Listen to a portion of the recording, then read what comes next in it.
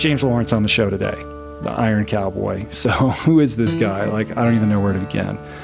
Dad, husband, 5 kids, ultra endurance athlete who's done some pretty extraordinary things to date. I think he's got 2 world records, most 70.3 half Ironman distance triathlons in a calendar year, and most Ironmans in a calendar year. I think he did 30 Ironmans in a calendar year. On June 6th, he's going to try to do something that I think is fair to characterize as nudging right up against the impossible. It's a little thing he calls the 50-50-50, 50 Ironmans, 50 states in just 50 days. It's insane. It's insane!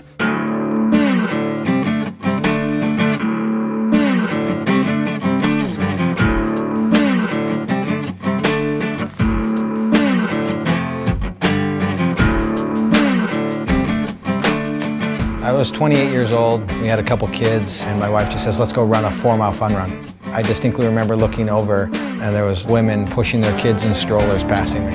And my heart hurt, my lungs hurt, I coughed throughout the day, and eventually Sunny just looked at me, and she said, you're pathetic. You're doing a marathon, I'm signing you up. And he's like, a marathon? I'm like, yeah, figure it out. And I hated it.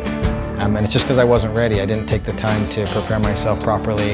And once I did all of those things, I found triathlon and allowed my body to evolve over time. Did my first Ironman in 2008.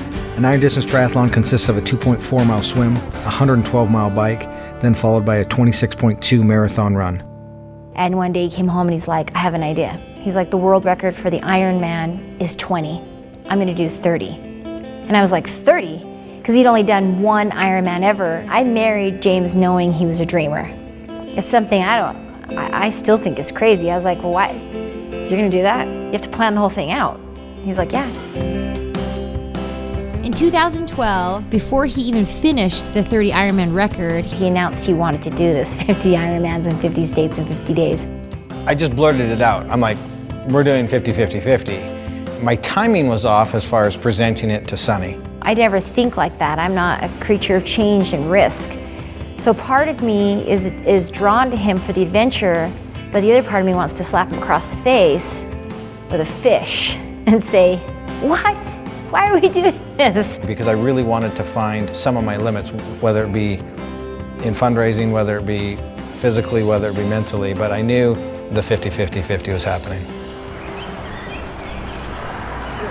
Started every day between 6 and 7 a.m., finishing between 10 and 1 a.m. By the time we hit Maine on day 34, and I was completely drained, totally exhausted, still recovering from a bike crash, falling asleep on my bike 2 weeks earlier. I was trying to eat 8,000 to 10,000 calories a day.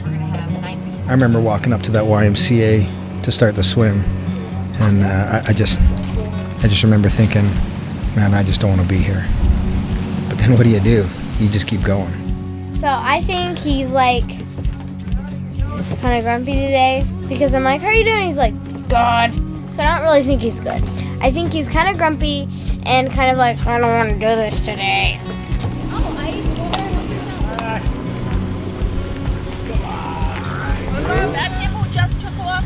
Yes, it is. Go. I gotta see what Superman looks like. Oh yeah, go track him down. People are awesome. I love them. This guy was born to be adventurous. He was born to do fun stuff, crazy stuff. The vulnerability that he experienced on that journey is hard to match. It taught him about himself, it taught him about his family, it taught him about his loyal friends, loyal strangers. It was incredible. I think we all changed. It changed all of us. It was so overwhelming and so special to see the amount of people that showed up in every state. Utah, the final event was a special day for me. I had envisioned in my mind what Utah would look like. And it included all my friends, and they were all there.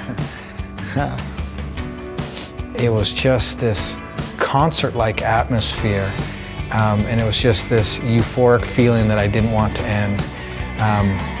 Just with so many people and so much love and so much support, and knowing that I had my family there with me and my kids, and to cross that finish line, I was on top of the world, man. I didn't want that feeling to end.